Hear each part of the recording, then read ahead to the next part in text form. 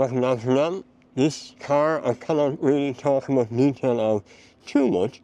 Safe to say it's a full electric car coming from Skoda later this year. I'll have more details in July 2nd, and then we'll have the full detail on the car and its reveal in October. So I'm going to give you a full rundown of what the car looks like months from now. But right now, I can tell you, Skoda is on a winner.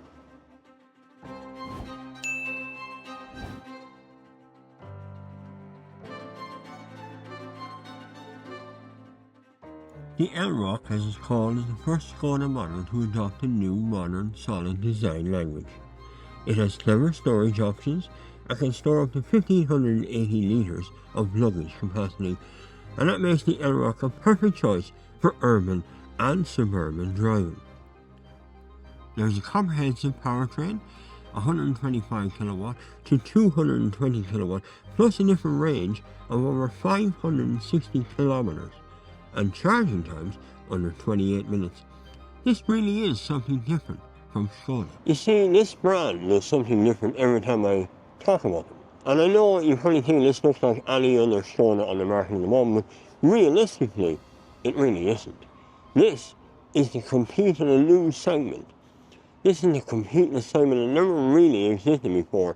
Small, soft-road, off-road, electric, rear-wheel drive vehicles. We never really had that something before, and now suddenly we do.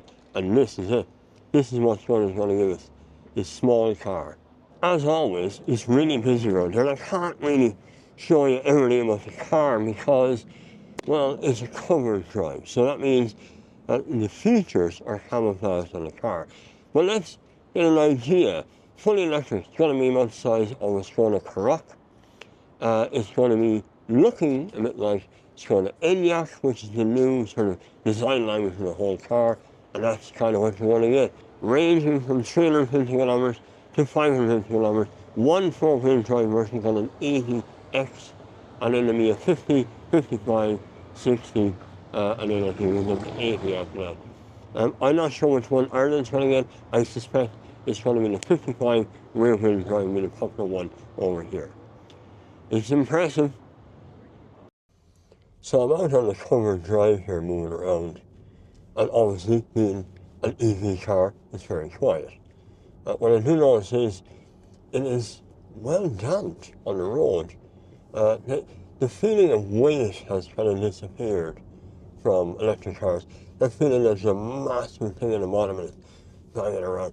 That's not there now. Now it feels light like a normal car. The new steering wheel is not in this one. This has the sort of standard Skoda logo in the middle of it, and we're looking at sort of placeholder things. This is a concept at the moment. It's not a finished product, the one we're driving. So this is purely driving impressions.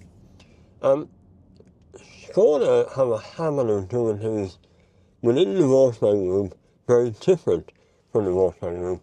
So there's some clever little bits in this car that I quite like. The interior is exactly the same as you would get in an Elroq.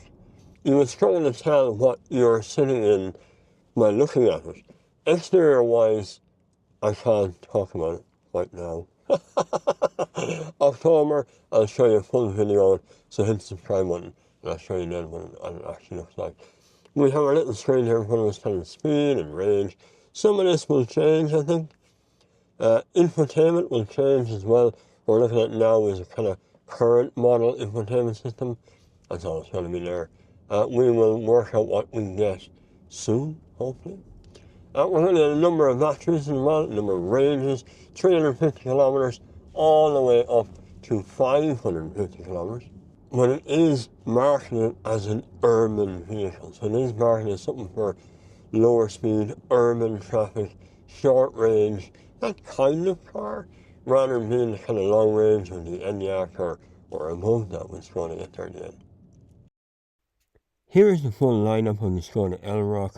You get a 50, a 60, an 85, an 85X, which will be four-wheel drive.